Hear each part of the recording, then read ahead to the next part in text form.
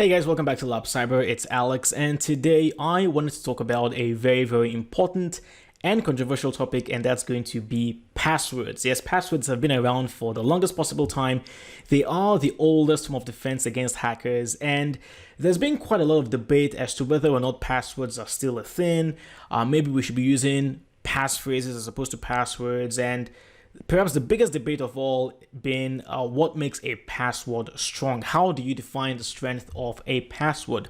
So coming up in this video, I'm going to give you my own honest thoughts about passwords and how best to approach this topic in general. So first of all, before we delve into the main topic, let's talk about the differences between passphrases and passwords. Now, passwords, you've heard of them, you've seen them, you've created them, you know all about them. But what about a passphrase? Well, a passphrase is very similar to a password, except for two main differences. Passphrases are typically a lot longer in length. That's why they're called phrases. So something like the old man rocked his chair with a bottle of whiskey, that would be a passphrase. That's no longer a password. The second main difference being that unlike passwords, with passphrases you can actually add space. Space becomes a character and you can use that in your passphrases. Now, let's shift back to passwords and talk about the complexity of a password. What makes a password strong? Now, over the years, there have been requirements put out there that, okay, your password must be this, must be that. And the four main being that your password must be a minimum of 8 characters, must include at least one capital letter, a number, and also one symbol, maybe the hashtag symbol or the @ symbol. Now, a lot of people out there will tell you that this is outdated information and that it's no longer valid and so on. Now the new requirements are that your passwords must be at least 12 characters in length. Now, you might be wondering, okay, why? Why is the length of a password really that important?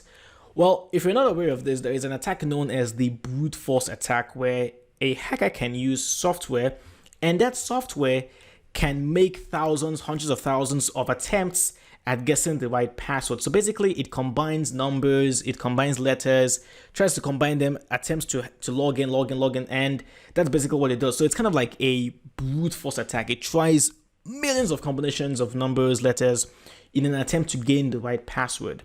So mathematically, the longer your password is, the longer it will take for such software to eventually guess the right combination of letters, numbers, and so on. But with that being said, there is this suggestion that because passphrases are a lot longer than passwords in length, therefore passphrases are stronger. You would be wrong. Yes, passphrases in a way are stronger because they're longer, but you cannot tell me that a password such as the @ symbol 19KJK capital letter T @ symbol 15K9 is somehow less complex than the old man sat in his old chair and drank whiskey. No, even though the passphrase is a lot longer, it is not any more complicated or more complex than the password I created off the top of my head. Because that password, it had a good length, it had capital letters, it had numbers, it had symbols. So you cannot tell me that your passphrase, just because it's longer, is better. That doesn't make any sense. So ultimately, if you're going to go with a passphrase, make sure your passphrase is as complex as you can make them. So you add a capital letter, right? Add numbers to your passphrases, and if possible, add symbols to your passphrases as well. If you are able to create such a passphrase like that, you would be good to go. That would be incredible. But with that being said, should you now ditch creating strong passwords and just focus on creating strong passphrases? I would say no. I still use strong passwords. I don't use passphrases. But you might have heard of people telling you that you must create a strong password for every account that you create on the internet. That is quite unrealistic because I would argue that the average person has maybe 20 different accounts on the internet. So it's going to be mightily impossible to create 20 different passwords and also ensure that they are very strong and you're able to remember these passwords every single time. I think you might run into one or two issues because we're human beings, we're not machines. So how do you create or develop a strong password management policy? I'm going to give you my own strategy, okay? First of all, I have unique passwords for my most important accounts on the internet. And what are those accounts? Well, my 2 email accounts, the one for personal and the one for work. I use unique email accounts for them, unique passwords. I never use those on any other site out there.